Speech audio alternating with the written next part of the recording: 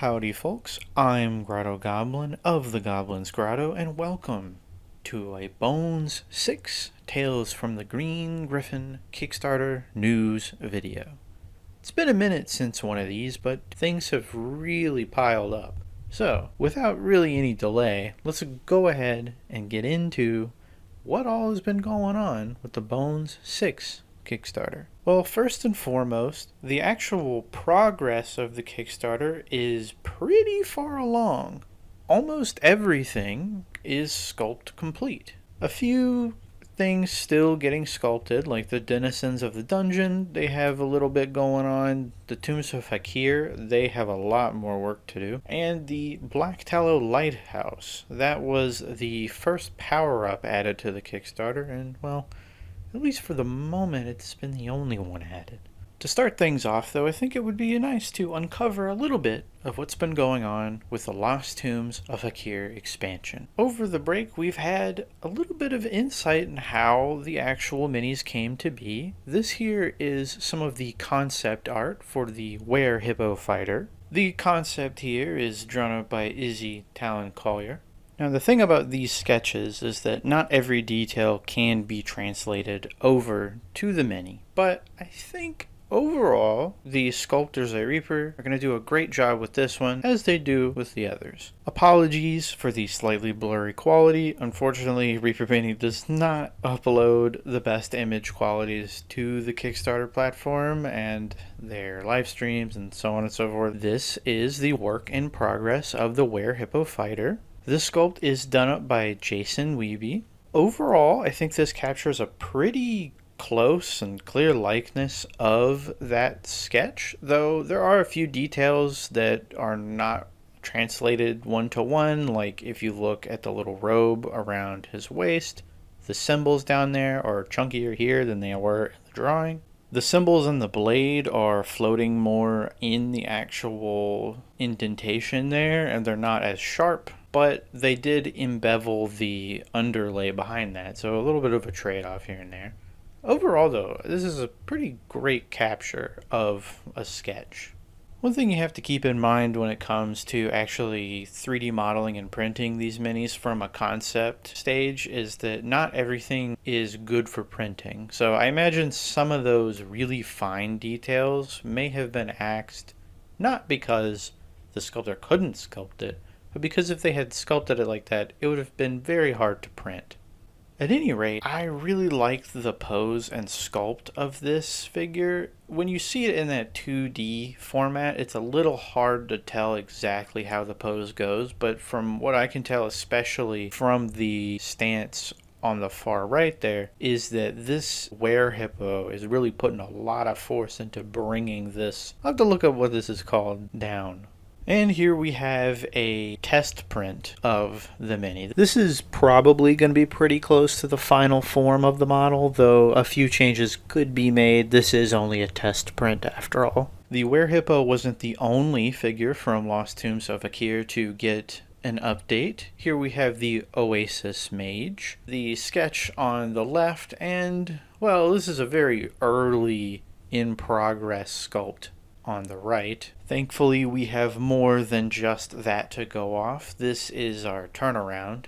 I really appreciate all the little details you can see on here. I like that there's a quiver of magical wands and things on this mini. Really unique, would be great for any NPC or player character.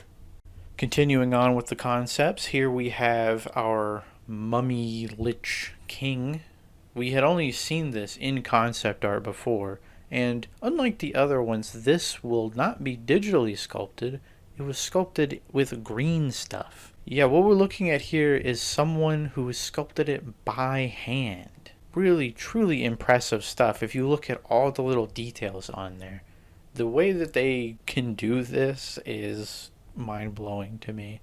Truly something that must take a lot of time and dedication. Now, something you may have noticed from the concept art and the last image is that the mini came with these skeletons rising from the ground and a bit of a pillar attached to its base, but in fact it's not attached to the base. These are standalone objects which I think are going to be perfectly usable as terrain or scatter pieces. But yes, they really fit well with this mummy lich. Looks really great overall. But as cool as this guy is, he wasn't the only mummy monarch. Our mummy king, we of course had a mummy queen. And during the Kickstarter, this is all we got. This gold silhouette with what could have been a monkey or something. Well, turns out not a monkey. That was, in fact, a cat. And there's even another one, a bonus.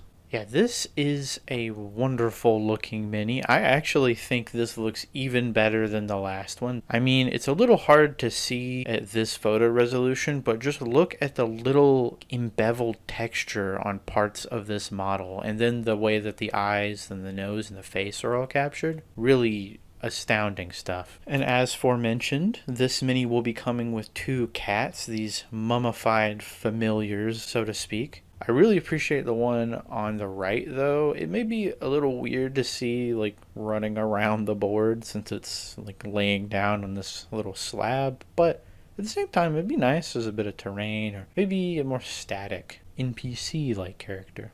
Yeah, all in all, with us having had nothing to go off on this mini before, this is really a great reveal. And again, this is all done by hand. Something mentioned about these 2 minis that I think it's worth addressing is that earlier on it was brought up that they're going to be a bit bigger than your traditional humanoid. So they're a little closer to like 32 millimeter scale than 28 millimeter. It's not going to be super noticeable on the table, but you might wonder why they're so much larger than the other humans you're using. Well, maybe they're just from a time where people were taller. Who knows? Continuing on with the trend, another Lost Tombs of Fakir mini. Here we have Petty Mao, the Barbarian.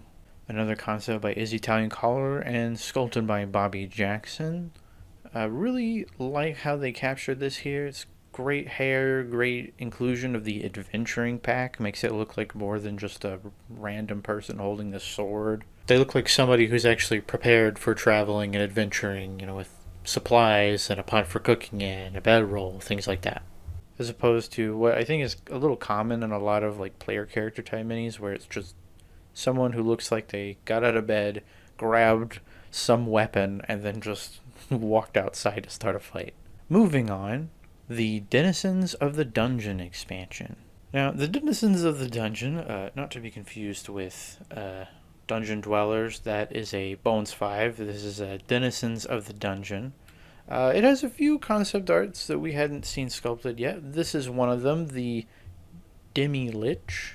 And this is another one of those by-hand sculpts. It will be cast in clear, so you could make it all opaque if you chose, but you could also simply dye it with inks to preserve that clear element. I do wonder about the shape of this sculpt, if it will still read as a demi-lich. In the original concept art, it had a very thin layer of ectoplasm or whatever that stuff would be, and I can imagine that would be really difficult to cast or print just because of how thin it would be. Pretty easy to snap. And even though this is sculpted by hand, so you could easily find some tricks for just this sculpt, to then mass produce it, print it off, I don't think it would have flown. Speaking of flying, though, we also had the concept for the Vargul. In the original concept art, this was flying over, I guess, a sort of impression of its shadow. It was just another flying stand type mini. But it would appear that, likely due to similar concerns of how this would stand up, they instead put it on a nice little cairn, a little dungeon pillar, which I actually think works pretty well with this creature and how its tendrils are coming down. So, a good one. I like both of these. I do think that maybe the Demi-Lich may not always read as one. It may just read as some generic ghost or like a flame elemental or something. But overall, I think it's a perfect capture of what is, again, just like a floating skull. Alright, for this next one, if you are afraid of spiders, beware. I'll put a little time stamp below so you could skip over this part. So we did have a few spiders coming in this, few giant spiders, although I guess if you hold them in your hand, they're probably like normalish size. This is the old 3D model we had of it, of this particular spider. And here is a painted up rendition of the spider facing off with Sir Foreskill. They actually have very similar color palettes. Looks great. With this painted version, we can see that the hairs on the spider really stand out and catch a lot of the dry brushing. Another giant creature, though with half as many legs, the giant lizard. We finally have a print off of that. Looks really great. Love the frill. I've spoken on this before, but I think this is a great opportunity for having some really bright colors brought into a mini, because lizards in real life often have lots of little bright colors, especially on their frills. But moving on, Shadows of Sullenhall, another one of the expansions we need to take a look at real quick. It's had a few updates. The Nosferatu Vampire. Now, I really like this concept because of all the little rats hanging around it. We'll see that that didn't 100% make it into the turnaround, at least at the time that they had released this. They could always add more, but I guess, to be fair, not everyone wants a bunch of rats clinging onto their vampires. But anyway, I digress. Here is a turnaround of the vampire. I think, again, great work in translating from the sketch to the 3D product. We still need to see those other vampires. This wasn't the only vampire from the set, but for now, this is a great little thing to tide us over. And that was really it for that expansion. Now we move on to Briarwood Vale.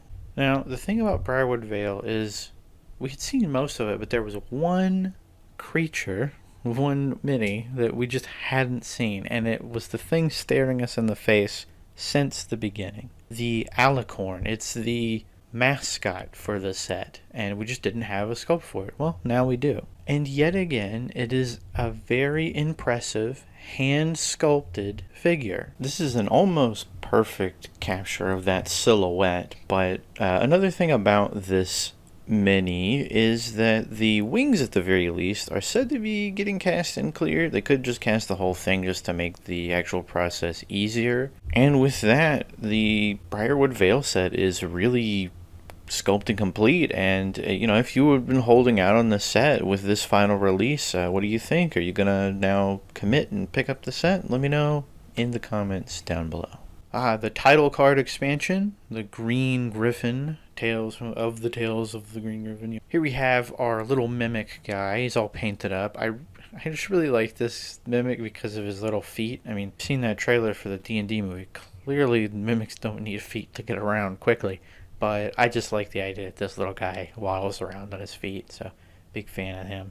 That was really it for the Green Griffin. But moving on to the core set, we've had a bit more here. The gnomes, our little gnome troop. We've seen them since before the Kickstarter was even officially announced, technically. But for whatever reason, Reaper just had not put out like the highest quality images of these. Well, here we have some close to final prints, and I gotta say, these gnomes could easily double as dwarves. They're about the same size, and seems like they got the beards for it, so you could really use these either way. They look great. I love the style. They're just great. This here is our oxidation beast, or the danger shrimp, if you want to call it that. Unfortunately, with this specific creature, I will never use it in a game because I just don't like the mechanic of the thing in D&D. I'd probably have to change it to something else.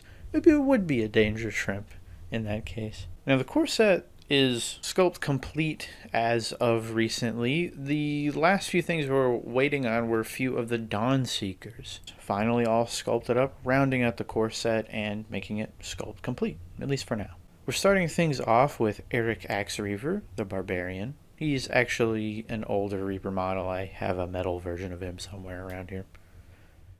We have Jada Twin Sons, Paladin.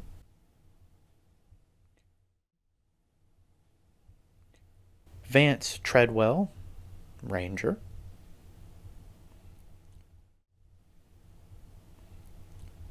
Amari, the Wizard.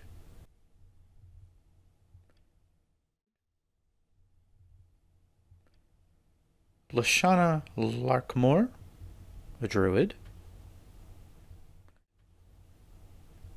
And last, but certainly not least, Sister Arani, a Cleric.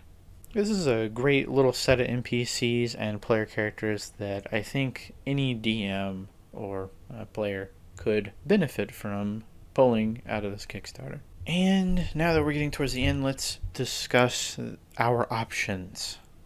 Meaning the options of the Kickstarter, not our options on this mortal plane. First up, the Wasp Nettle Lizard Folk. This was a late addition to the Kickstarter, just barely squeaking in, and we didn't really get a great look at them at the end there, but now we do. It's our big guy and our little guy, and if you look, the little guy has an even littler guy on his staff there. It looks like a little eye type creature, which I think is a good little touch since the little lizard toad guy has big eyes of his own. Lizard folks look fantastic. Could use them as Dragonborn or as typical lizard folks. I think they probably sell more as lizard folk. I just really like their look. I like their base. That's like broken shale rock type thing. I will say it does slightly irk me. They're all looking the same direction more or less, but this is still pretty cool.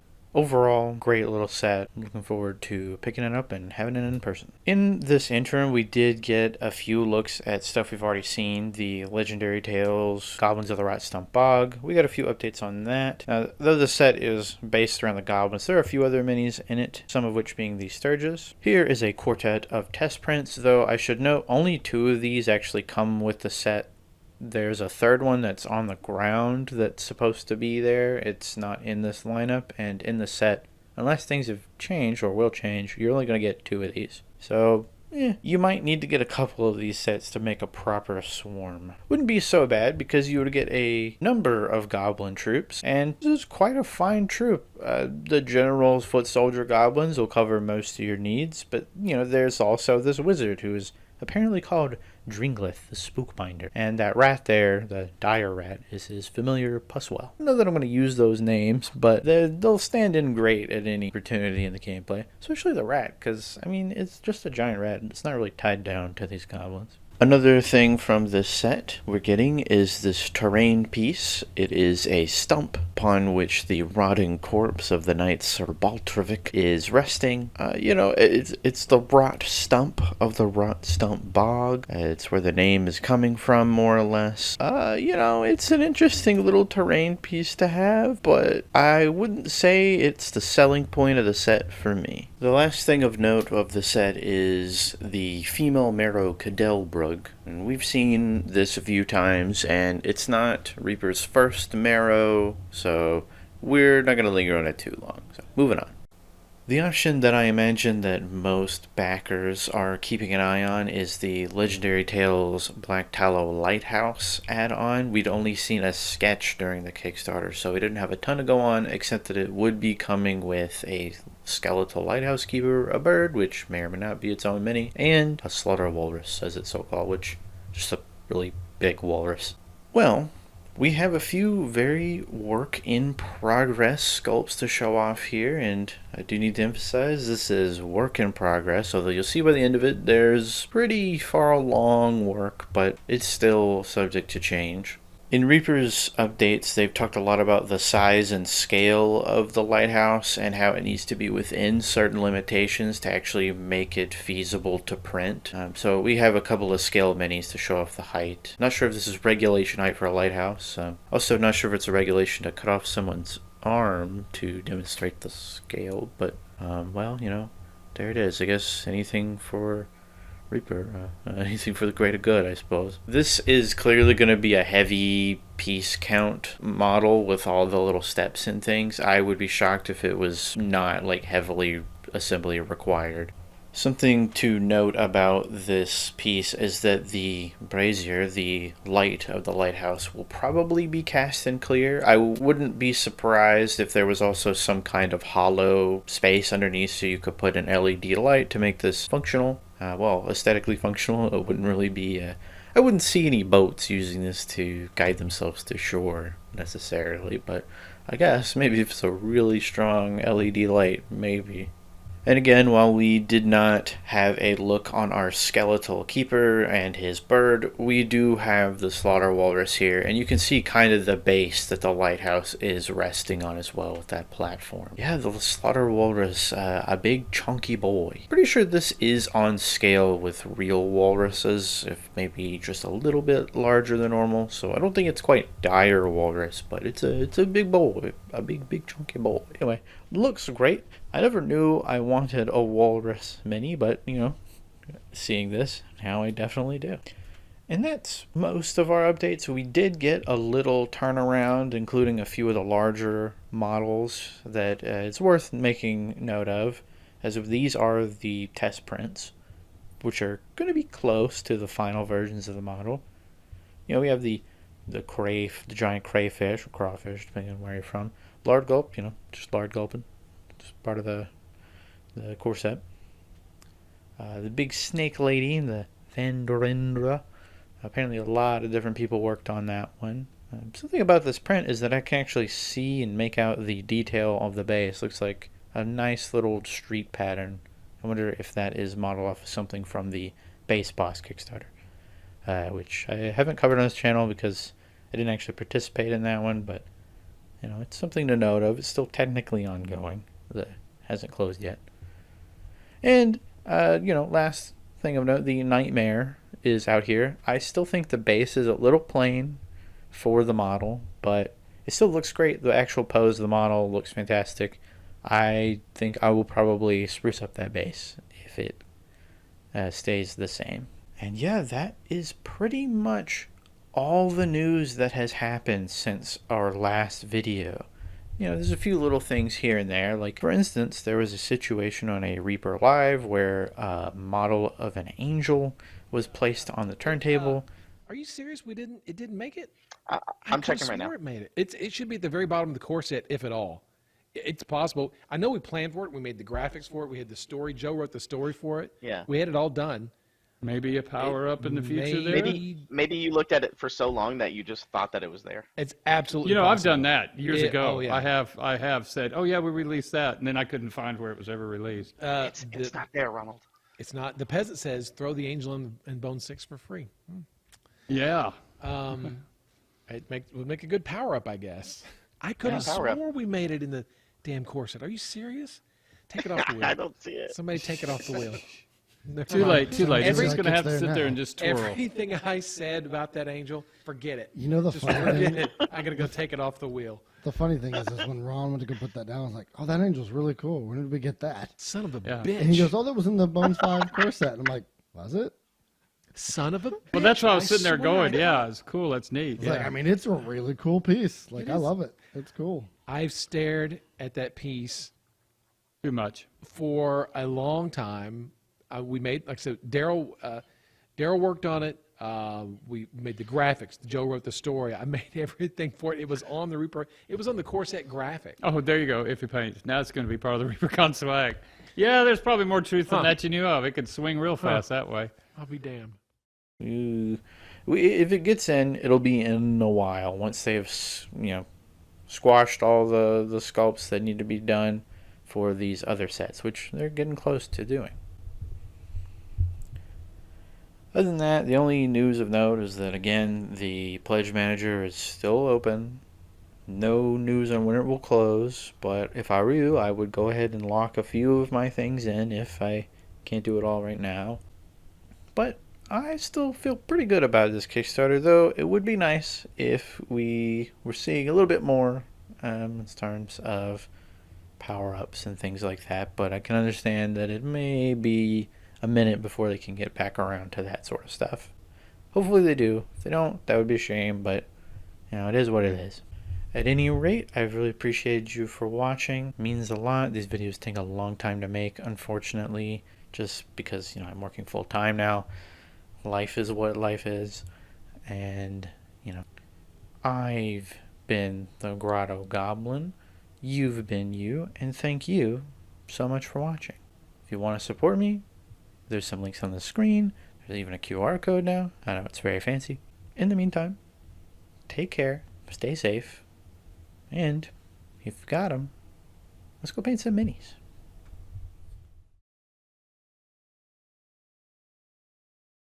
Oh, last thing of note, in one of the live streams, Ron mentioned the possibility of a Moose Man encounter that didn't make it into the Kickstarter, and unfortunately probably won't make it until Bones 7, but I submit this now as my official concept art for the Moose Man. As you can see, he's very angry, very moose, and very man. Ron, you know how to contact me. If you need any more of my amazing artistic skills. And for the rest of you, keep an eye out for the Moose Man. You might be seeing this face someday down the line. Hopefully not too far down, but down the line.